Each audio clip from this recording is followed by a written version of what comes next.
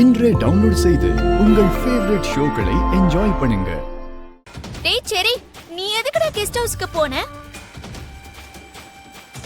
எதுக்கு போனான்னு நான் கிளியர் பண்றேன்.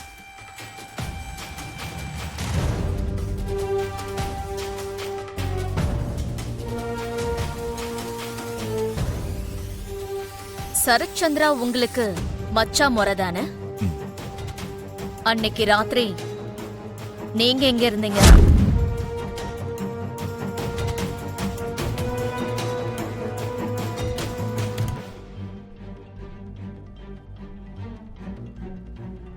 கையில என்ன கட்டு? அது ஆக்சிடென்டலா அடிபட்டுச்சு.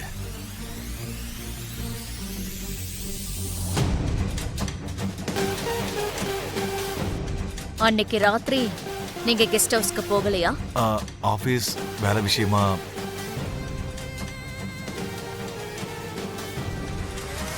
இது நீங்க தானே?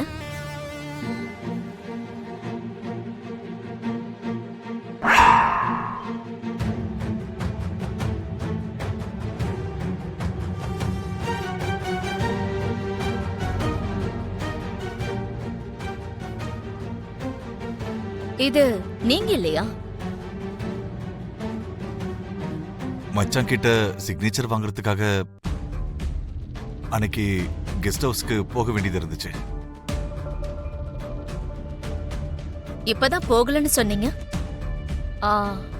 உங்க கூட பின்னாடி யாரோ வந்த மாதிரி இருக்கு. என்னது? நீங்க 2 பேரும் அன்னைக்கு கெஸ்ட் ஹவுஸ்க்கு போனீங்களா?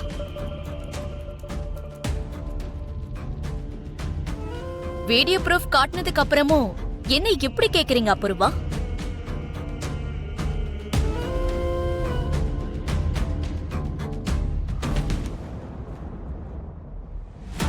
கிளியர் பண்றேன். யாரு கொலை பண்ணாங்க, யாரு கொல்ல வச்சாங்க, எல்லாத்தையும் வெளியே கொண்டு வர.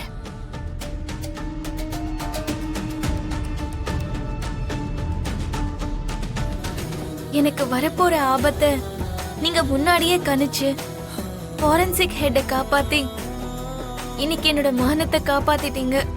இந்த நன்றிய நான் எப்படி தீர்க்க போறேன்? நான் என்ன பண்ணா உங்களோட இந்த நன்றி கடன் தீரும்? இருந்தாலும் என்னால உங்களுக்கு என்ன கொடுக்க முடியும்? என்னையே உங்களுக்கு கொடுக்கறத தவிர.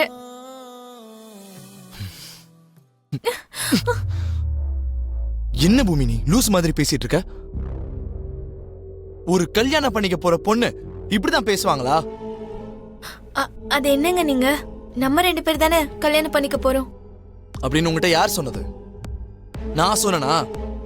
என்னங்க இப்படி பேசுறீங்க? நம்ம 2 பேரும் காதலிச்சோம்ல. காதலிச்சோமா? நம்ம எப்ப காதலிச்சோம்? நீ சரத்சந்திராவோட பொண்ணுன்னு தெரியறதுக்கு முன்னாடி. தெரிஞ்சதுக்கு அப்புறம் அந்த காதல் அந்த நொடியே சமாதி ஆயிடுச்சு.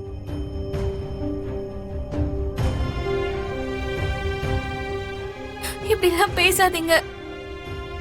நீங்க இல்லாம என்னால இருக்க முடியாது. சரத்சந்திராவுடைய பொண்ணு பக்கத்துல என்னால இருக்க முடியாது.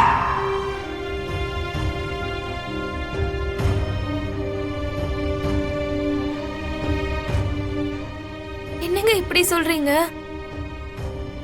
சரத் சந்திராவோட பொண்ணுன்னு தெரியாததுக்கு முன்னாடியே நீங்க என்ன காதலிச்சீங்க, நான் உங்களை காதலிச்சேன். இதுக்கு முன்னாடி ஏன் கூட வாழணும்னு நினைச்ச நீங்க இப்போ என் பக்கத்துல கூட நிக்க முடியாதுன்னு சொல்றீங்க. இதுல நான் செஞ்ச தப்பு என்னங்க இருக்கு? அவரோட பொண்ணா நான் பிறந்ததா? ஆமா.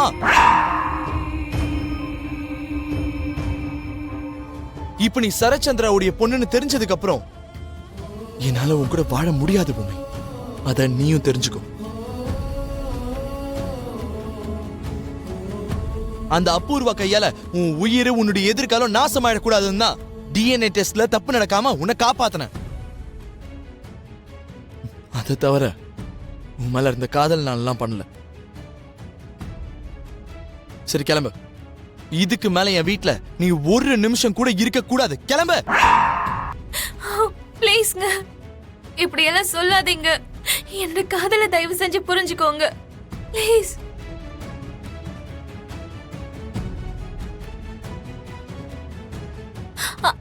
நில்லுங்க ககன், நான் சொல்றத ஒரு நிமிஷம் கேளுங்க.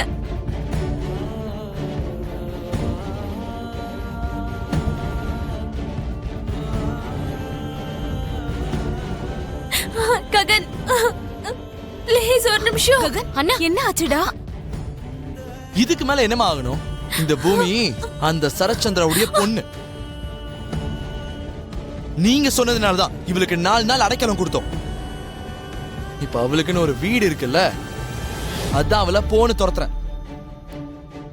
எதிரியோட உறவு நமக்கு தேவையில்லைன்னு சொல்றேன். ககன் அண்ணா, ககன் பூமி, அத்தை அத்தை நீங்களாவது சொல்லுங்க அத்தை. அது இல்லடா ககன்.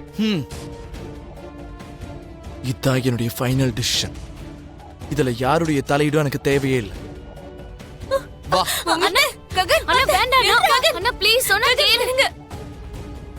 ககன், அம்மா பூமி, ககன் ஏய் நில்றா. ககன் விடுங்க அண்ணா. வேண்டாம்டா ககன், ஒரு நில்லுடா ககன். அண்ணா ப்ளீஸ் சொன்னா கேளு. விடுங்க ககன். அண்ணா ககன் ஏய் சொல்றா. அண்ணா வேண்டாம் அண்ணா. அண்ணா ஐயோ பூமி.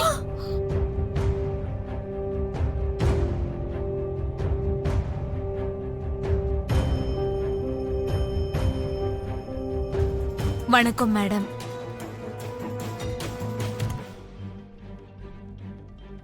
எங்க வீட்டுக்கு எதுக்கு வந்திருக்கீங்க? சொல்றேன். உங்க பையனை கூப்பிடுங்க. எதுக்கு மேடம்? என் பையன் கிட்ட பேச என்ன இருக்கு? அத உங்க பையன் ககன் வாயாலே சொல்ல வைக்கிறேன் சாரதா. ஜஸ்ட் ஒரு நிமிஷம் வெயிட் பண்ணுங்க. என் பேரு உங்களுக்கு நான் எல்லாம் தெரிஞ்சுக்கிட்டு தான் வந்திருக்கேன். பூரி, உன் அண்ணனை கூப்பிடு. அண்ணா.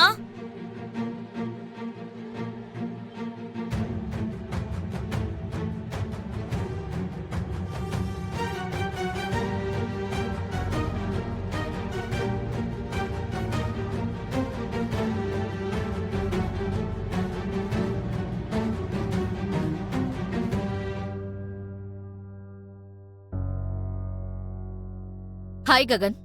Hello officer, have a seat.